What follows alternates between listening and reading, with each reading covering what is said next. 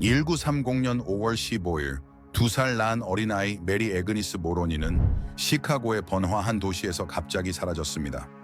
이 신비로운 사건은 거의 한 세기 동안 전 세계 대중의 관심을 끌었습니다. 93해가 흐른 후에도 거짓 단서들과 수많은 DNA 테스트에도 불구하고 소녀의 행방은 여전히 미스터리로 남아 있었습니다. 하지만 90년이 넘는 세월이 지난 후 2023년 퍼즐의 흩어진 조각들이 맞춰지기 시작했습니다. 메리 애그니스에게 지난 세월 동안 무슨 일이 있었을까요? 오랜 침묵 끝에 어떻게 오랫동안 기다려온 진전이 이루어졌을까요? 오늘 사건은 우리를 시카고로 데려갑니다. 시카고는 종종 바람의 도시로 불립니다. 이곳은 일리노이주에서 가장 큰 도시로 북미에 위치해 있습니다. 미시간 호해의 남서쪽 해안에 자리 잡고 있는 시카고는 인상적인 스카이라인과 상징적인 건축물, 그리고 활기찬 문화로 유명합니다. 매그니피션트 마일은 고급 상점들로 가득 차 있고 위커파크와 필생과 같은 이웃들은 예술적 표현이 넘쳐납니다. 이야기의 시작은 캐서린 모로니가 13살 때로 거슬러 올라갑니다. 그녀는 아일랜드에서 더 나은 삶을 꿈꾸며 미국으로 온 21살의 남자 마이클 모로니와 사랑에 빠졌습니다. 나이 차이가 있음에도 불구하고 캐서린과 마이클의 마음은 서로 얽혀 있었고 그들은 1923년에 결혼하기로 결정했습니다. 그들은 일리노이 주 시카고의 웬트워스 애비뉴 520이 번지에 번화한 식료품점 위 2층에서 아늑한 생활을 시작했습니다. 마이클은 가족을 위해 더 나은 삶을 만들기 위해 열심히 일하는 것으로 유명했습니다. 캐서린이 17살이 된 1928년 5월 9일 그녀는 아름다운 파란 눈을 가진 소녀 메리 애그니스 모로니를 낳았습니다. 그 다음 해 1929년 또 다른 기쁨의 선물이 도착했고 그들은 아나스타샤 모로니라고 불렀습니다. 1년 후인 1930년 캐서린은 다시 임신하게 되었고 그녀는 가족에게 세 번째 아이를 맞이할 준비를 하고 있었습니다. 아일랜드 혈통의 모로니 가족은 그 시기에 경제적으로 어려운 시기를 겪고 있었고 이는 그들에게 상당히 도전적인 시기였습니다. 이때는 미국에서 시작된 경제 대공황의 시기로 전 세계에 영향을 미쳤습니다. 당시 많은 가정과 사업체들이 경제적 어려움에 직면했으며 모로니 가족도 예외는 아니었습니다. 아버지 마이클은 직장을 잃고 일주일에 $15를 벌며 전단지를 배포하는 것으로 가족을 부양했습니다. 이는 4명의 가족을 유지하기에 충분하지 않았습니다. 더 나은 직업을 찾고 도움을 받기 위해 마이클은 시카고 데일리 트리뷴에 광고를 게시했습니다. 그는 누군가가 그에게 일자리를 제공하거나 어려운 시기에 가족을 지원해 줄 수 있기를 바랐습니다. 당시 신문에는 사람들이 도움을 요청할 수 있는 특별한 섹션이 있었습니다. 모로니 가족도 도움을 요청하며 광고를 게시했고 친구의 응답을 기대했습니다. 하지만 3주가 지나도 도움을 받지 못했습니다. 그러나 1930년 5월 13일 수요일 메리 애그니스의 두 번째 생일 직후 간호사이자 자선가로 일하던 에드가 길핀이라는 친절한 남성이 광고를 보고 응답했습니다. 그렇습니다, 친구들. 그는 어려움에 처한 모로니 가족을 돕기로 결심했습니다. 그는 마이클에게 더 나은 직업을 구하는 데 도움이 될 수 있도록 작은 그러나 의미 있는 지원에 기쁨과 감사를 느꼈습니다. 그들은 에이전시를 통해 이 제안을 받아들였고 이는 그들의 주소가 공개적으로 다른 도움이 필요한 가족들에게 공유되었음을 의미했습니다. 불행히도 모로니의 주소는 신비로운 여성의 손에 들어가 예상치 못한 결과를 초래했습니다. 1930년 5월 14일 캐서린은 메리 애그니스와 아나스타샤와 함께 집에서 청소를 준비하고 있었습니다. 바닥을 닦는 동안 갑자기 문을 두드리는 소리가 들려 문을 열었습니다. 캐서린은 금발의 아름다운 머리를 가진 우아하게 차려입은 젊은 여성을 보고 크게 놀랐습니다. 그 여성은 파란색 장식이 달린 세련된 회색 정장을 입고 있었고 그녀의 모재는 회색 레이스가 장식되어 있었습니다. 캐서린은 그 여성이 착용한 인상적인 진주 목걸이와 보석이 박힌 시계에 주목하지 않을 수 없었습니다. 이는 캐서린이 처음으로 이 여성을 본 것이었습니다. 방문자는 자신이 핸더슨 부인이라는 사회복지사로부터 보내져 그들의 상황을 돕기 위해 왔다고 말했습니다. 캐서린은 핸더슨 부인에 대해 들어본 적이 없었지만 그들이 신문에 게재한 도움 요청 광고에 대한 응답일 수도 있다고 생각했습니다. 캐서린은 그 여성이 지원을 제공하러 왔다고 믿었고 그녀를 집에 초대하여 이야기를 나누었습니다. 친구들, 큰 실수였습니다. 그 여성은 신선한 야채를 포함한 많은 식료품을 가지고 왔으며 근처 식료품점에서 모로니 가족의 집에 들르기 전에 구입한 것이었습니다. 그녀는 캐서린의 청소 기술을 칭찬하고 야망이 있는 그녀를 칭찬했습니다. 캐서린은 그녀를 자리에 앉혀 긴 대화를 나눴습니다. 캐서린은 가족의 모든 문제를 그 여성에게 공유했고 그녀는 진지하게 듣고 친절하고 도움을 주고자 했습니다. 캐서린은 마침내 누군가가 그들에게 도움의 손길을 내밀었다는 사실에 안도감과 위안을 느꼈습니다. 그 여성은 친절하게 말하고 부드럽고 달콤한 목소리로 대화를 이어갔습니다. 그녀는 똑똑하고 꽤 교육받은 사람처럼 보였습니다. 대화 중에 그 여성은 바닥에서 놀고 있는 작은 메리 애그니스를 보고 기뻐하는 모습을 보였습니다. 그녀는 메리 애그니스를 사랑스럽고 매력적인 아이로 여겼습니다. 비록 아나스타시아도 집에 있었지만 그 여성의 관심은 오로지 메리 애그니스에게만 쏠려 있었습니다. 방문자는 자신이 작년에 딸을 잃었다고 고백했습니다. 캐서린의 마음은 그녀를 동정했지만 대화는 이상한 방향으로 흐르기 시작했습니다. 그 여성은 짧은 기간 동안 메리 애그니스를 캘리포니아로 데려가도 되겠냐는 이상한 요청을 했습니다. 그녀는 캐서린에게 메리가 돌아올 때 매우 다르게 보일 것이며 마치 작은 버터볼처럼 통통해질 것이라고 확신시켰습니다. 캐서린은 여전히 그 여성을 전혀 알지 못했고 캘리포니아는 꽤 멀리 있었습니다. 그래서 캐서린은 자신의 작은 딸을 이 낯선 여성과 함께 가게 하는 것을 거부하기로 결정했습니다. 하지만 그 여성은 캐서린에게 $2짜리 지폐를 주었고 다음 날 돌아오겠다고 약속했습니다. 캐서린은 여전히 혼란스러웠지만 그 여성의 행동과 존재는 그녀를 설득했습니다. 결국 메리 애그니스를 그녀와 함께 보내기로 동의했습니다.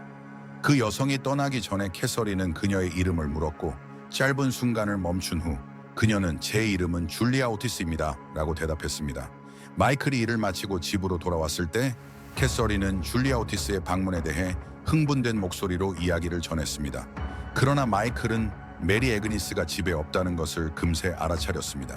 그는 캐서린에게 그녀의 작은 딸이 어디에 있는지 물었고 캐서린은 메리를 줄리아 오티스와 함께 캘리포니아로 보내기로 했다고 말했습니다. 마이클은 딸이 걱정되었지만 메리 애그니스가 다음 날 돌아올 것이라는 희망을 가지고 기다리기로 결정했습니다. 그날 밤 모로니 가족은 오랫동안 즐기지 못한 맛있는 저녁을 즐겼습니다. 다음 날 1930년 5월 15일 줄리아 오티스는 메리 애그니스와 함께 돌아왔고 메리는 엄마를 보자마자 그녀에게 더 많은 물품뿐만 아니라 흥미로운 소식을 전했습니다. 그녀는 마이클을 위해 더 나은 직업을 구했다고 밝혔습니다. 기쁨에 더해 그녀는 다음 아기를 위한 옷이 가득 찬 가방도 가져왔습니다. 캐서린은 기뻐하며 마침내 그들이 필요한 도움을 받게 된 것처럼 느꼈습니다. 줄리아의 친절함 덕분에 캐서린은 그녀를 더욱 신뢰하게 되었습니다. 왜냐하면 그녀는 가족의 안녕을 진심으로 걱정하는 것처럼 보였기 때문입니다. 그때 줄리아는 또 다른 요청을 했습니다. 그녀는 메리 애그니스를 근처 상점에 데려가도 되겠냐고 물었습니다. 왜냐하면 소녀의 옷이 낡았고 신발이 낡아 보였기 때문입니다. 캐서린은 줄리아의 모든 도움에 감사하여 그것이 사려 깊은 제안이라고 생각하며 승낙했습니다. 그러나 메리는 줄리아와 함께 가는 것을 거부하는 것처럼 보였습니다. 그녀는 울기 시작했고 엄마에게 매달려 그녀와 헤어지기를 원하지 않았습니다. 그럼에도 불구하고 캐서린은 모든 것이 잘 될 것이라고 믿고 딸을 줄리아에게 맡겼습니다. 그들은 상점으로 갔고 캐서린은 그들이 곧 돌아올 것이라고 믿었습니다. 불행히도 그들이 떠난 후 줄리아와 메리는 다시는 돌아오지 않았습니다. 시간이 지나면서 캐서린은 그들이 왜 그렇게 오래 걸리는지에 대해 점점 더 걱정하기 시작했습니다. 처음에 그녀는 줄리아가 메리를 점심으로 데려갔을 것이라고 생각했지만 그리 오래 걸리지 않았어야 했습니다. 시간이 흐를수록 캐서린은 뭔가 잘못되었다는 불안감을 느끼기 시작했습니다. 그녀는 자신의 2살 난 딸을 줄리아와 함께 보내기로 한 결정을 후회하기 시작했습니다. 나중에 마이클이 일을 마치고 집에 돌아왔을 때 캐서린은 그에게 모든 상황을 설명했습니다. 그들은 메리 애그니스와 줄리아를 찾기 위해 온 집안을 뒤졌지만 그들에 대한 흔적을 찾을 수 없었습니다. 무력감을 느낀 그들은 시카고 경찰서에 연락해 딸이 실종되었음을 알리기로 했습니다. 경찰은 줄리아에 대한 자세한 설명을 원했지만 캐서린은 몇 가지 세부 사항만 제공할 수 있었습니다. 그녀는 여성이 약 20세 정도로 보였고 키는 약 157cm, 몸무게는 약 56kg이라고 말했습니다. 캐서린이 기억하는 가장 눈에 띄는 특징은 여성이 튀어나온 치아를 가지고 있다는 것이었습니다. 다음 날 1930년 5월 16일 저녁 8시 반경 모로니 가족은 편지 한 통을 받았습니다. 이 편지는 특별한 종이에 작성되었으며 오후 4시 반에 발송된 것이 표시되었습니다. 이 편지는 특별 배달 서비스로 발송되었으며 봉투 안에는 $5짜리 지폐 한 장이 들어있었습니다. 편지에는 다음과 같이 적혀 있었습니다. 부디 놀라지 마세요. 저는 당신의 딸을 캘리포니아로 데리고 갔습니다. 그녀를 돌보기 위해 특별 간호사를 고용했습니다. 우리는 2달 후에 돌아올 것입니다. 그때쯤이면 당신들은 다시 일어설 수 있을 것입니다. 그녀는 조금도 울지 않았습니다. 그녀는 공주처럼 차려입었습니다. 그동안 당신들이 다시 일어설 수 있도록 가능한 모든 도움을 드리겠습니다. 더 이상 걱정하지 마세요. 이 편지를 받으면 우리는 이미 캘리포니아 편지에 대해 필사적으로 말했고 메리 애그니스를 찾기를 간절히 원했습니다. 경찰은 메리 애그니스가 캐서린이 묘사한 여인과 함께 기차를 타고 시카고를 떠났을 가능성이 있는지 확인하기 위해 시카고의 모든 기차역을 샅샅이 뒤졌지만 그들은 마치 마법처럼 사라진 것처럼 보였습니다. 경찰은 금발의 소녀가 한 여인과 간호사와 함께 캔자스로 향하는 기차에서 목격되었다는 소식을 들었습니다. 그러나 기차가 캔자스에 도착했을 때 3명 모두 보이지 않게 된 것 같았습니다. 경찰은 그들 중 아무도 찾을 수 없었습니다. 편지에 대해 알게 된 더 많은 사람들이 나타나면서 줄리아 오티스의 묘사와 일치하는 여성을 목격했다는 증언자들이 나타났습니다. 시카고의 애슐랜드 애비뉴와 시카고 애비뉴 사이의 모로니 가족의 집에서 약 12km 떨어진 곳에 위치한 골드블랙 백화점의 직원이 나타나 줄리아와 유사한 여성이 백화점에서 새로운 $50짜리 지폐로 많은 아기 옷을 샀다고 말했습니다. 흥미롭게도 줄리아가 캐서린에게 준 옷은 바로 그 옷들이었습니다. 또 다른 여성이 나타나 경찰에게 1930년 5월 15일에 시카고 도심의 한 상점에서 이상한 사건을 목격했다고 보고했습니다. 그녀는 어린 소녀와 함께 있는 한 여성을 보았고 그 여성이 한 연장자 여성에게 편지를 받아쓰게 하는 것을 보았습니다. 이것은 주목할 만한 일이었습니다. 왜냐하면 여성이 그 편지를 직접 쓸 수 있었음에도 불구하고 연장자 여성에게 받아쓰게 했기 때문입니다. 경찰은 연장자 여성의 신원을 밝히지 못했습니다. 줄리아가 필적을 위장하기 위해 연장자 여성에게 편지를 쓰게 했을 가능성이 있는지 또는 연장자 여성이 줄리아와 어떤 관계가 있었는지는 분명하지 않습니다. 1930년 5월 19일 모로니 가족은 또 다른 편지를 받았습니다. 이번에는 자신을 줄리아 오티스의 사촌이라고 주장하는 앨리스 핸더슨이라는 여성으로부터 온 것이었습니다. 편지에서 앨리스는 줄리아가 최근 많은 상실을 겪었다고 설명했습니다. 그녀의 남편과 아들이 전년돼 사망했습니다. 앨리스는 줄리아가 매우 외로움을 느끼고 있었고 정서적으로 고통을 겪고 있었으며 심지어 붕괴 직전이라고 설명했습니다. 그녀의 의사는 줄리아의 정신 상태를 돕기 위해 캘리포니아로 여행을 추천했습니다. 줄리아는 자신의 딸을 잃은 그녀 자신을 메리 애그니스에게서 보았기 때문에 메리 애그니스를 데리고 가기로 결정했습니다. 앨리스는 이것이 캐서린이 새 아기에 집중할 수 있도록 도움을 줄 것이라고 생각했습니다. 그녀는 줄리아가 나아지면 메리 애그니스를 안전하게 돌려보내겠다고 약속했습니다. 앨리스는 또한 모로니 가족을 계속해서 도울 것이라고 말했습니다. 캐서린은 이 편지를 당국과 공유했고 또한 메리 애그니스가 납치된 날 발생한 사건을 이야기했습니다. 줄리아가 떠난 후 캐서린을 방문한 한 연장자 남성이 있었는데 그 남성은 사회복지사라고 주장했습니다. 캐서린은 그가 줄리아에 대한 단서를 가지고 있을 것이라고 생각했지만 그가 경찰에 전화하라고 하며 그를 기다려달라고 요청했을 때 그 남성은 빠르게 사라졌습니다. 이는 캐서린이 메리 애그니스에 대한 모든 걱정 속에서 잊어버렸던 당황스러운 만남이었습니다. 수사관들은 이 갑작스러운 폭로를 흥미롭게 여겼으며 왜 캐서린이 이전에 이 사건을 언급하지 않았는지 궁금해했습니다. 그녀는 스트레스 속에서 이 신비로운 남성과의 만남을 간과했다고 설명했습니다. 경찰은 또한 2개의 편지가 동일한 사람에 의해 작성된 것처럼 보였다는 점을 발견했습니다. 하지만 이들은 다른 2 여성이 서로 다른 날 보낸 편지였습니다. 이는 경찰의 호기심을 자극했고 모론이 가족이 더 심각한 무언가를 숨기고 있을 가능성이 있음을 의심하기 시작했습니다. 그들은 가족이 더 어두운 진실을 은폐하기 위해 이야기를 꾸며내고 있을지도 모른다고 생각했습니다.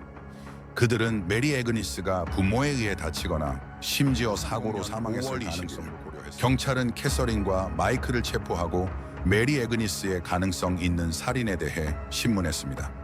그러나 부부는 딸의 납치에 대한 이야기를 굳건히 고수했습니다. 1시간의 신문 후 그들은 집으로 돌아갈 수 있었습니다. 경찰의 메리 애그니스 수색은 결과를 내지 못했고 시간이 흐르면서 사건의 진전은 느려졌고 새로운 단서는 나오지 않았습니다. 하지만 지역사회가 메리 애그니스를 잊어갈 즈음 1년 후 1931년에 일리노이주 록포드에서 중요한 일이 발생했습니다. 이 발견은 사건의 새로운 관점을 제공했습니다.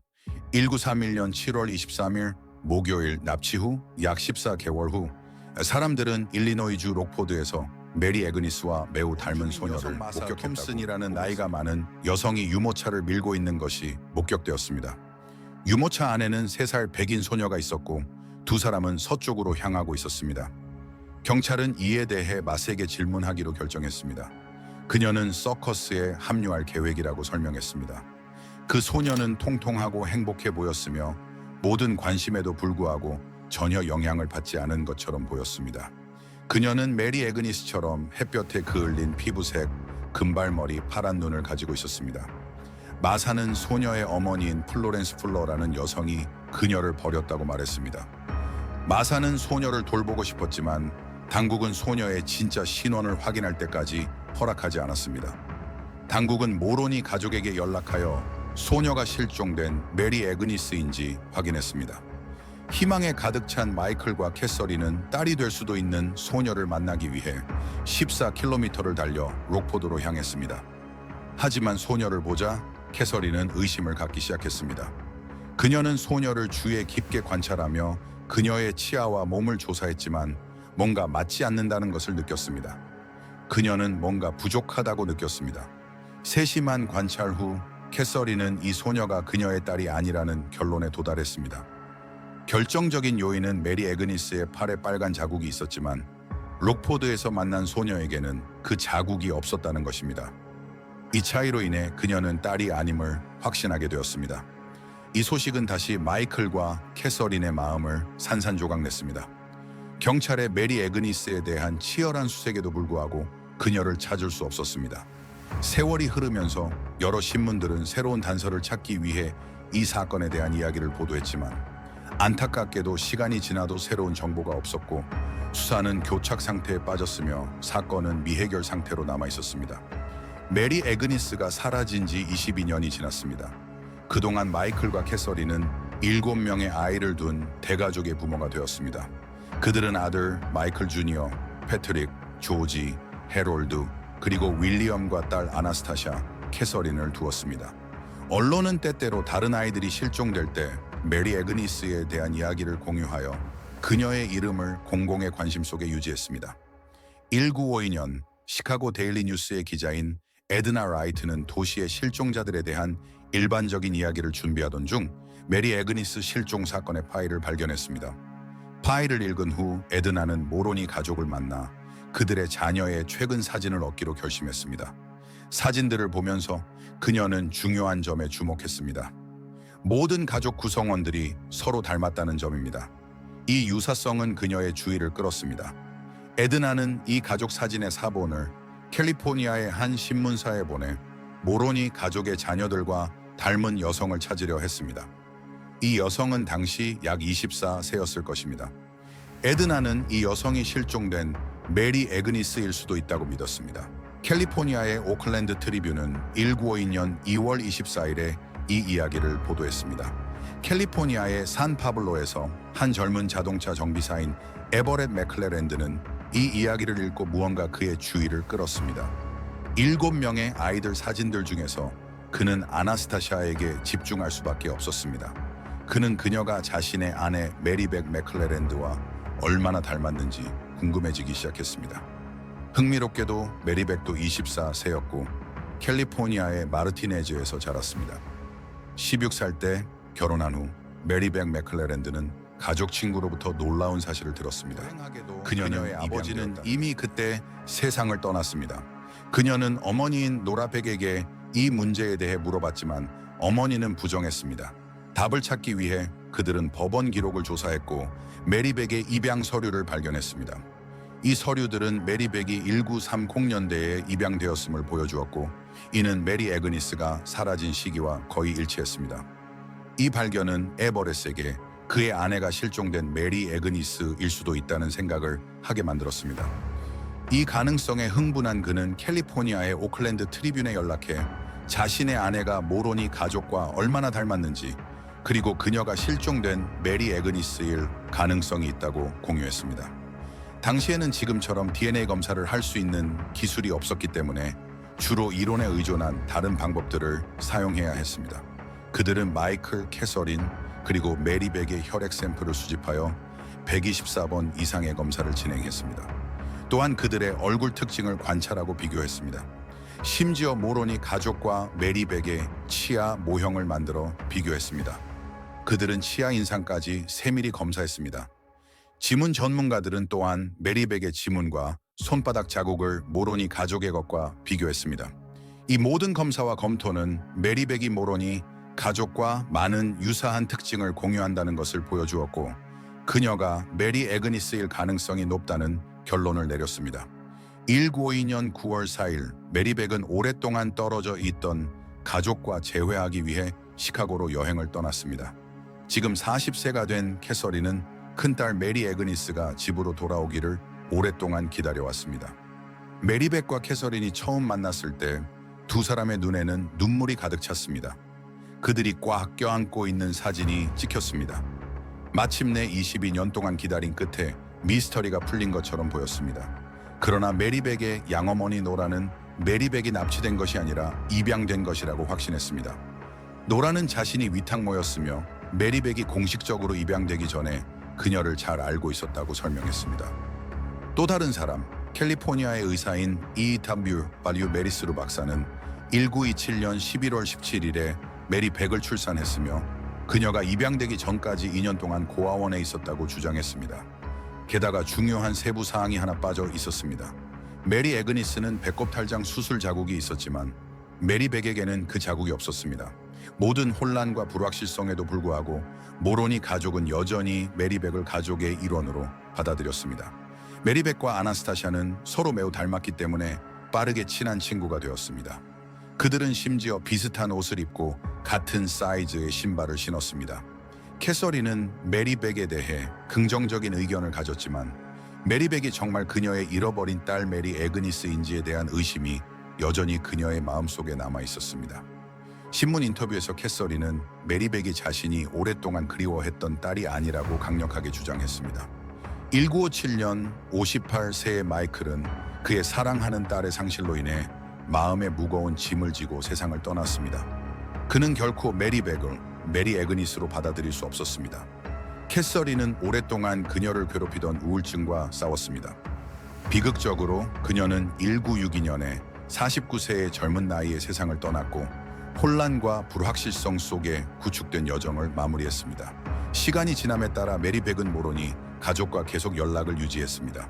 그녀는 그들과 함께 삶을 보냈고 마침내 2005년 77세의 나이로 세상을 떠났습니다. 하지만 그녀는 평생 동안 자신이 정말 메리 애그니스인지 3년 확신할 수 없었습니다. 그녀의 가족은 마침내 모로니 가족과의 연결에 대한 의문을 해결하기 위해 DNA 검사를 받기로 결정했습니다. 검사 결과 메리백의 DNA는 캐서린과 마이클의 DNA와 일치하지 않으며 이로써 메리백 맥클레란이 메리 애그니스가 아님이 명백해졌습니다. 그럼에도 불구하고 이 사건은 그 후 14년 동안 계속 열려 있었습니다. 2023년 6월 10일 쿡 카운티 셰리프 사무실의 탐정 호세 로드리게즈가 메리 애그니스 사건을 조사하기 위해 배정되었습니다. 이는 실종자를 찾는 것을 목표로 하는 셰리프 탐 다트가 이끄는 프로젝트의 일환이었습니다. 다트와 로드리게즈는 이 100년간의 미스터리를 함께 해결하기로 했습니다. 이것은 시카고 역사상 가장 오래된 실종자 사건이었습니다. 그들은 조사를 시작하기 위해 원래의 경찰 보고서를 찾기로 했습니다. 그들은 가계도를 작성하고 모로니 가족의 가능한 많은 구성원을 추적하기로 결정했습니다. 로드리게즈는 메리 에그니스의 가족 중 가계대에 없는 사람들을 찾기 시작했다고 밝혔습니다. 그들은 또한 온라인에서 검색을 진행하여 모론이라고 자칭하며 연락을 원하는 사람을 찾았습니다. 탐정은 흥미로운 단서를 발견했습니다.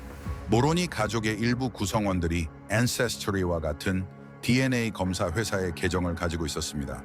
그들은 이 가족들에게 DNA 샘플을 보내 분석하도록 요청하기로 했습니다. 놀랍게도 가족은 기꺼이 동의하여 DNA를 보내왔습니다. 검사 결과에서 탐정 로드리게즈는 모로니 가족과 관련될 수 있는 알려지지 않은 이름을 찾고 있었습니다. 흥미롭게도 그는 로리 하트를 발견했고 그녀가 모로니 가족의 삼촌의 손녀라는 사실을 알게 되었습니다. 탐정은 로리와 접촉하여 그녀의 할머니의 세 자녀 중 테리 아놀드만이 유일하게 살아남았다고 밝혔습니다. 탐정 로드리게즈가 테리를 만났을 때 그는 그녀에게 모로니 가족과의 연결을 입증하기 위해 수집한 DNA 결과와 모든 증거를 보여주었습니다. 그녀의 가족은 마침내 모로니 가족과의 연결에 대한 의문을 해결하기 위해 DNA 검사를 받기로 결정했습니다. 검사 결과 메리백의 DNA는 캐서린과 마이클의 DNA와 일치하지 않으며 이로써 메리백 맥클레란이 메리 에그니스가 아님이 명백해졌습니다. 그럼에도 불구하고 이 사건은 그 후 14년 동안 계속 열려 있었습니다. 2023년 6월 10일 쿡 카운티 셰리프 사무실에 탐정 호세 로드리게즈가 메리 에그니스 사건을 조사하기 위해 배정되었습니다. 이는 실종자를 찾는 것을 목표로 하는 셰리프 탐 다트가 이끄는 프로젝트의 일환이었습니다. 다트와 로드리게즈는 이 100년간의 미스터리를 함께 해결하기로 했습니다. 이것은 시카고 역사상 가장 오래된 실종자 사건이었습니다. 그들은 조사를 시작하기 위해 원래의 경찰 보고서를 찾기로 했습니다. 그들은 가계도를 작성하고 모로니 가족의 가능한 많은 구성원을 추적하기로 결정했습니다. 로드리게츠는 메리 에그니스의 가족 중 가계도에 없는 사람들을 찾기 시작했다고 밝혔습니다. 그들은 또한 온라인에서 검색을 진행하여 모론이라고 자칭하며 연락을 원하는 사람을 찾았습니다. 탐정은 흥미로운 단서를 발견했습니다. 모로니 가족의 일부 구성원들이 Ancestry와 같은 DNA 검사 회사의 계정을 가지고 있었습니다. 그들은 이 가족들에게 DNA 샘플을 보내 분석하도록 요청하기로 했습니다. 놀랍게도 가족은 기꺼이 동의하여 DNA를 보내왔습니다. 검사 결과에서 탐정 로드리게즈는 모로니 가족과 관련될 수 있는 알려지지 않은 이름을 찾고 있었습니다. 흥미롭게도 그는 로리 하트를 발견했고 그녀가 모로니 가족의 삼촌의 손녀라는 사실을 알게 되었습니다. 탐정은 로리와 접촉하여 그녀의 할머니의 세 자녀 중 테리 아놀드만이 유일하게 살아남았다고 밝혔습니다. 탐정 로드리게즈가 테리를 만났을 때 그는 그녀에게 모로니 가족과의 연결을 입증하기 위해 수집한 DNA 결과와 모든 증거를 보여주었습니다.